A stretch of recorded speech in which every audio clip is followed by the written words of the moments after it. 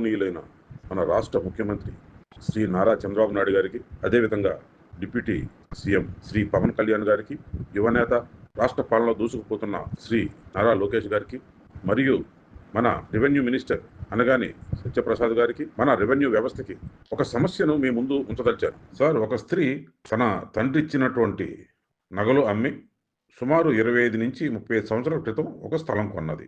అది రిజిస్ట్రేషన్ ద్వారా కొనడం జరిగింది. అయితే దానికి అప్పటికే 2 రిజిస్ట్రేషన్లు అయ్యి లింక్ డాక్యుమెంట్లు కూడా ఉన్నాయి. ఇవన్నీ చూసిన తర్వాత ఆ స్త్రీ, ఈ స్థలం అయితే బాగుంటుంది, నా భవిష్యత్తుకి, నాకు పుట్టబోయే పిల్లల భవిష్యత్తుకి బాగుంటుంది ఉద్దేశంతో ఆ స్థలం కొనడం జరిగింది. అవి కొని సుమారు 25 సంవత్సరాలు 30 సంవత్సరాలుగా తన స్వాధీనంలో ఉంచుకొని దానిలో వ్యవసాయం చేసి దానిలో ఉండేందుకు నివాసాలు ఏర్పాటు చేస్తుండగా సడన్ గా ఒక రోజు ఒక నోటీస్ వచ్చింది. అది డిఫార్మ్ పట్టా రిజిస్ట్రేషన్ చేసుకోవడం తప్పు కనుక అది క్యాన్సిల్ చేస్తున్నాం అనేసి వచ్చింది. అయితే ఆ విషయం చూసిన వెంటనే ఆ స్త్రీ మానసికంగా చాలా చాలా బాధకు లోనయ్యింది. ఈ నోటీస్ ఇచ్చిన రెవెన్యూ ఆఫీసర్లు సంప్రదించడానికి వెళ్తే మాకు తెలియదు, మేము యాజ్ పర్ గవర్నమెంట్ నామ్స్ ప్రకారమే చేసాం అని వాళ్ళు తప్పించుకో చూశారు. అదే విధంగా రెవెన్యూ వాళ్ళు వడాకి ఇచ్చారు. వడా ఏంటి, ఆల్మోస్ట్ చెప్పాలంటే అది ఒక వ్యాపార సంస్థ.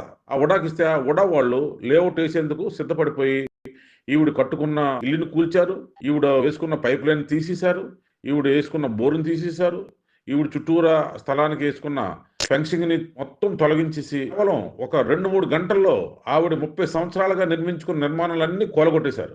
ఆ స్త్రీమూర్తి ఆఫీసులు చుట్టూ తిరిగినా ఏ విధమైన పరిష్కారం జరగలేదు.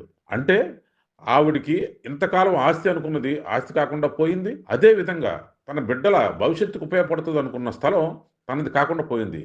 ఇటువంటి పరిస్థితిలో ఒక సామాన్య స్త్రీ ఏం చేయగలదో మీరు ఆలోచించండి. దీనిలోని చాలా మంది రాజకీయ నాయకుల ప్రమేయం కూడా ఉందని అనుకుంటున్నారు.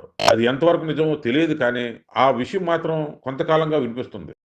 మరి ముఖ్యంగా ఇదే స్థలం విషయంలో అప్పట్లో ఉన్న కొందరు వైసీపీ నాయకులతో కూడా ఈ స్త్రీ విప్లవం లేపినట్టే గొడవ చేసింది. కానీ మన తెలుగుదేశం ప్రభుత్వం, మన కూటమి ప్రభుత్వం వచ్చిన తర్వాత న్యాయం జరుగుతుందంటే ఇప్పుడు సేమ్ అదే అన్యాయం జరుగుతుంది. దయచేసి పెద్ద మనసుతో మీరు ఆలోచించండి. ప్రస్తుతానికైతే కోర్టు ద్వారా ఆవిడ స్టే తెచ్చుకుని ఉపశమనం పొందింది. కానీ ఆవిడ 30 సంవత్సరాలుగా పెంచుకున్న తోటలన్నీ ధ్వంసం చేసేశారు.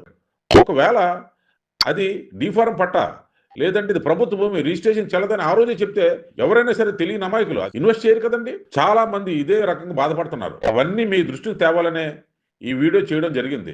దయచేసి అర్థం చేసుకుంటారని, తగు విధంగా మీరు కూడా స్పందించి రాష్ట్రంలో ఉన్నటువంటి ఈ సమస్యకి తగు పరిష్కారం వెతికి చాలా మంది పేదలకు, రైతులకు మేలు చేయండి.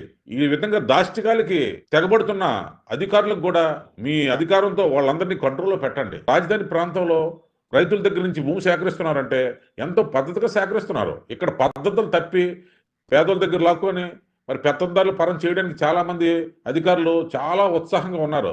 ఒక్కసారి గమనించండి సార్ దయచేసి.